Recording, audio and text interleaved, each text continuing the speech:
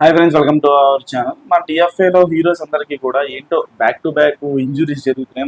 మొన్న power star Pawan Kalyan గారికి shoulder injury అయింది, అది అంతా చూసాము.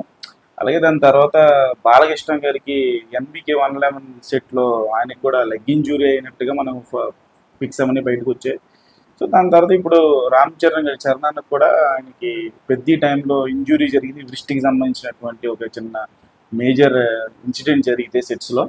సో తారక్ కన్నా కూడా ఇప్పుడు డ్రాగన్ సినిమా షూటింగ్లో షోల్డర్ ఇంజురీ ఏదో సంథింగ్ ఇన్సిడెంట్ జరిగింది. ఇప్పుడు దానికి సంబంధించినటువంటి సర్జరీ కూడా ప్రాసెస్లో ఉంది. ఆయన కూడా డాక్టర్లు 6 to 8 వీక్స్ వరకు రెస్ట్ తీసుకున్నారు. అలాగే సేమ్ చరణ్ కూడా వ్రిస్ట్ సంబంధించినటువంటి సర్జరీ కోయంబత్తూరులోని గంగా హాస్పిటల్, ఫేమస్ అది బోన్కి సంబంధించినటువంటి ట్రీట్మెంట్కి. సో అక్కడికి వెళ్ళారు. సో ఆబ్వియస్లీ సర్జరీ అయ్యింది. సో 6 to 8 వీక్స్ ఆయన రెస్ట్ తీసుకోమని చెప్పేసి ఆయన్ని డాక్టర్లు సలహా ఇచ్చినట్లుగా తెలిసింది.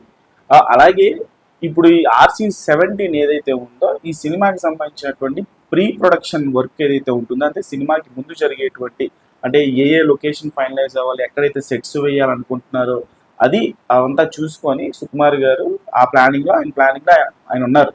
సో ఆబ్వియస్లీ అనుకున్నట్టుగానే గతంలో వీడియోలో కూడా చెప్పాను నేను, దసరాకి ఈ సినిమా తాలూకు షూటింగ్ అనేది స్టార్ట్ అవుతుంది. దానికి ముందు, దసరాకి ముందు ఈ సినిమా తాలూకు ముహూర్తం షాట్ ఇవన్నీ కూడా తెలుస్తాయి. అలాగే ఎప్పుడైతే సినిమా తాలూకు ముహూర్తం పూజా సెరమనీ జరుగుద్దో, సో అప్పుడే మేకర్స్ సినిమా సంబంధించినటువంటి క్యాస్ట్ రివీలింగ్ అంతా కూడా ఒకటి తర్వాత ఒకటి మనకు ఆబ్వియస్లీ తెలిసిపోతూ ఉంటాయి.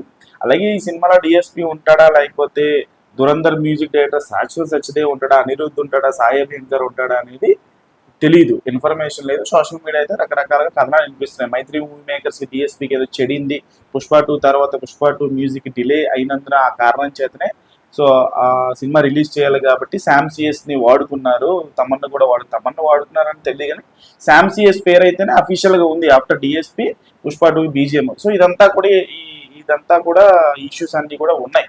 సో చరణానికి ఎప్పుడైతే కొంచెం రికవర్ అయిపోద్దో, సో వెంటనే షూటింగ్ అనేది స్టార్ట్ అయిపోద్ది. ముందు హీరోలు రికవర్ అవ్వాలి.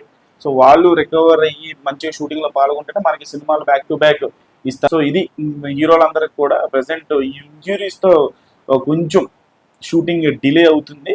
సో వాళ్ళు రికవర్ అయితేనే మనకి ఎంటర్టైన్మెంట్ ఇవ్వగలుగుతారు. సో అందరూ కోరుకోవాలని మనం కూడా మనస్ఫూర్తిగా కోరుకుందాం. సో అది that's the video. Channel like చేయండి, షేర్ చేయండి, సబ్స్క్రైబ్ చేసుకోండి.